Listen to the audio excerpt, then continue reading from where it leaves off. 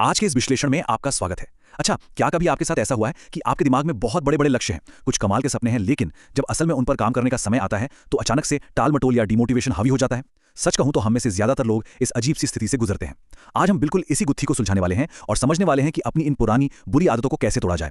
और दिलचस्प बात यह है कि इसके लिए हम किसी साधारण तरीके का नहीं, बल्कि भौतिकी यानी फिजिक्स के नियमों और मनोवैज्ञानिक रीफ्रेमिंग का इस्तेमाल करेंगे। हम देखेंगे कि कैसे वॉरियर मेंटालिटी अपनाकर आप उस ठहराव को तोड़ सकते हैं। तो चलिए बिना किसी देरी के सीधे इस विषय की गहराई में उतरते हैं। ओके, तो आइए इसे गहराई से समझते हैं। स्कूल में हमने विज्ञान का एक बहुत ही बुनियादी नियम पढ़ा था, न्यूटन का जड़त्व यानी इनर्शिया का नियम, याद है ना? लेकिन आज हम इसे विज्ञान की किताबों से बाहर निकालकर असल जिंदगी पर लागू करेंगे।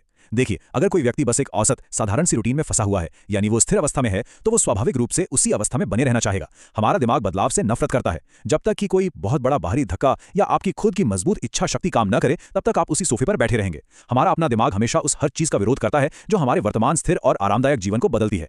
अब सबसे बड़ी समस्या क्या है पता है? समाज ने इस ठहराव को, इस रुक जाने को बिल्कुल सामान्य बना दिया है। जब हम अपने आसपास देखते हैं तो पाते हैं कि 99% लोग बिल्कुल इसी तरह जी रहे हैं। सस्ते मजे और तुरंत मिलने वाले डोपामाइन को ही जीवन का केंद्र मान लिया गया है। ये बिल्कुल वैसा ही है जैसे कोई इंसान किसी ऐसी जगह रहने लगे जहां बहुत गंदगी हो और कुछ समय बाद उसे वो गंदगी दिखनी ही बंद हो जाए। उसे सब नॉर्मल लगने लगता है। लोग अंदर ही अंदर दुखी होते हैं। उन्हें पता होता है कि जीवन में कुछ बहुत बड़ा मिसिंग है, लेकिन वो इसके बारे में कुछ नहीं करते। ये ठहराव एक आदत बन जाता है और लोग बिना कोई एक्शन लिए उस असंतोष के साथ ही जीना सीख लेते हैं। और ये बात कितनी खूबसूरती से इस ऐतिहासिक कहानी से जुड़ती है। ट्रॉय की वो मशहूर कहानी तो आपको याद ही होगी। जब दुश्मन की सेना एक मजबूत किले को तोड़ नहीं पाई तो उन्होंने क्या किया? उन्होंने हार मानने का नाटक किया और एक बेहद खूबसूरत विशाल लकड़ी का घोड़ा एक तोहफे के रूप में किले के बाहर छोड़ दिया। किले के लोगों ने सोचा, वाह कितना सुंदर तोहफा है, और उसे खुशी खुशी अंदर ले आए। लेकिन उस घोड़े के अंदर दुश्मन सैनिक छिपे थे, जिन्होंने रात के अंधेरे में पूरे किले को तबाह कर दिया। हमारी जिंदगी में मौजूद सस्ते मजे, घंटों सोशल मीडिया स्क्रॉल करना और बेवजह का आराम, ये सब इसी ट्रोजन हॉर्स की तरह हैं। ये बाहर से बहुत आकर्षक तोहफे लगते हैं, लेकिन असल में ये आपके सपनों को तबाह करने वाले विनाशकारी जाल हैं। अब जरा इन दो रास्तों की तुलना करके देखते हैं। एक तरफ है तुरंत मिलने वाली खुशी यानी इंस्टेंट ग्रेटिफिकेशन, जैसे फोन स्क्रॉल करना, सीरीज बिंज वॉच करना या जंक फूड खाना। शुरुआत में बहुत मजा आता है, लेकिन कुछ ही घंटों बाद वो मजा गायब हो जाता है और एक लंबे समय तक चलने वाले पछतावे और गिल्ट में बदल जाता है। ये एक क्रेडिट कार्ड की तरह है, अभी मजा लो, बाद में भारी ब्याज चुकाओ। इसके ठीक विपरीत है अनुशासन। जब आप जिम जाना, पढ़ाई करना या सुबह जल्दी उठना चुनते हैं तो शुरुआत में यह बहुत दर्दनाक और मुश्किल लगता है, लेकिन जैसे जैसे समय बीतता है वो दर्द कम हो जाता है और एक गहरी स्थायी संतुष्टि में बदल जाता है। ये एक इन्वेस्टमेंट है जिसका रिटर्न आपको जिंदगी भर मिलता है। तो सबसे अहम सवाल यह है कि इस ठहराव और इन मीठे जालों से बाहर कैसे निकला जाए। इसका एक ही समाधान है, वॉरियर मेंटालिटी अपनाना। और इसका मतलब सिर्फ मोटिवेशनल वीडियो देखना नहीं है, बल्कि अपनी पहचान को पूरी तरह से बदल देना है। भीड़ हमेशा वो रास्ता चुनती है जो आसान हो, जिसमें कम से कम मेहनत लगे, लेकिन एक वॉरियर वो जानबूझकर उन मुश्किल कामों को चुनता है जिन्हें करने से 99% लोग घबराते हैं। ये एक सचेत, एकदम क्लियर फैसला है कि मुझे उस आरामदायक रास्ते को पूरी तरह से ठुकराना है जो मुझे एक औसत इंसान बनाकर छोड़ देगा। चलिए देखते हैं कि असल में एक वॉरियर के लक्षण होते क्या हैं। एक वॉरियर कभी भी सस्ते डोपामाइन के पीछे नहीं भागता।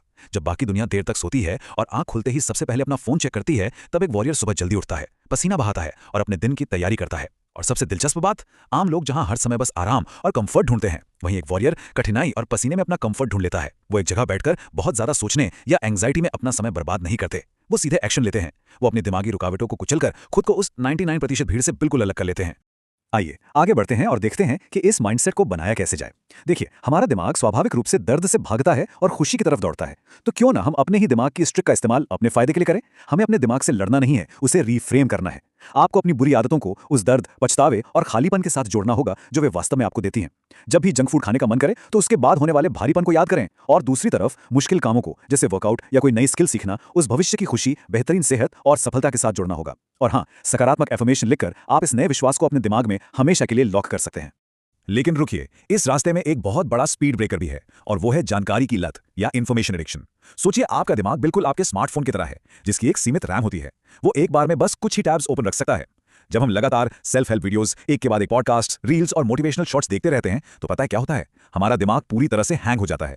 इतनी सारी जानकारी भर जाती है कि हम एनालिसिस पैरालिसिस का शिकार हो जाते हैं। मन कहता है ये भी कर लूं, वो भी कर लूं, और नतीजा, अंत में हम अपनी जगह से 1 इंच भी नहीं हिलते। Zero action.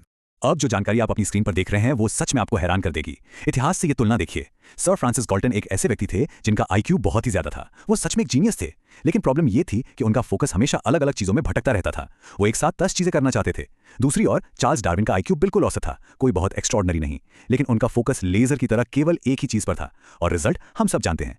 गाल्टन को आज इतिहास के पन्नों में शायद ही कोई याद करता है, जबकि डार्विन का नाम दुनिया बदलने वालों में गिना जाता है। ये साबित करता है कि आपका बिखरा हुआ टैलेंट या आईक्यू कुछ नहीं कर सकता अगर आपके पास एक कठिन काम पर लगातार टिके रहने वाला फोकस नहीं है। परफेक्शन का इंतजार करना बंद कीजिए। परफेक्शन के चक्कर में बैठे रहने से केवल और केवल विफलता मिलती है। इसे एक उछलती हुई गेंद के उदाहरण से समझिए। जब तक आप उस गेंद को दीवार पर फेंकेंगे नहीं, तब तक आपको कैसे पता चलेगा कि वो टकराकर वापस किस दिशा में आएगी?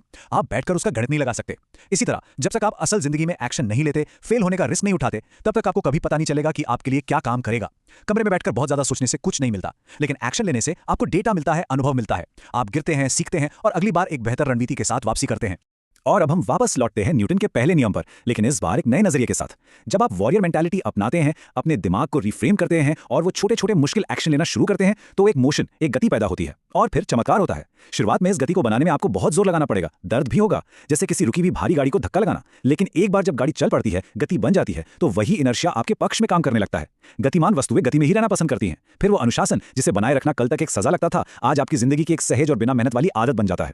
चलिए आज के इस विश्लेषण को एक बहुत ही गहरे और शक्तिशाली विचार के साथ खत्म करते हैं। जरा सोचिए, जब कोई अंडा किसी बाहरी बल से टूटता है, मान लीजिए आपके हाथ से गिर जाए, तो उसके अंदर का जीवन वहीं समाप्त हो जाता है। लेकिन जब वही अंडा भीतर से टूटता है, जब वो छोटा सा चूजा खुद संघर्ष करके उस शेल को तोड़ता है, तो एक नए जीवन की शुरुआत होती है। दोस्तों, दुनिया की सबसे महान चीजों की शुरुआत हमेशा भीतर से ही होती है। अब आपको यह तय करना है कि क्या आप बस इंतजार करेंगे कि जिंदगी की मुश्किलें और परिस्थितियां आप पर दबाव डालें और आपको बाहर से तोड़ें, जिसमें केवल दर्द होगा, या फिर आप एक वॉरियर की तरह खड़े होंगे और अपनी मर्जी से अपने भीतर से उस बड़े बदलाव की शुरुआत करेंगे। ये चुनाव पूरी तरह से आपका है। आज की इस चर्चा में मेरे साथ जुड़ने के लिए बहुत बहुत धन्यवाद। अगली बार तक अपनी जिंदगी की गति को सही दिशा में बनाए रखिए।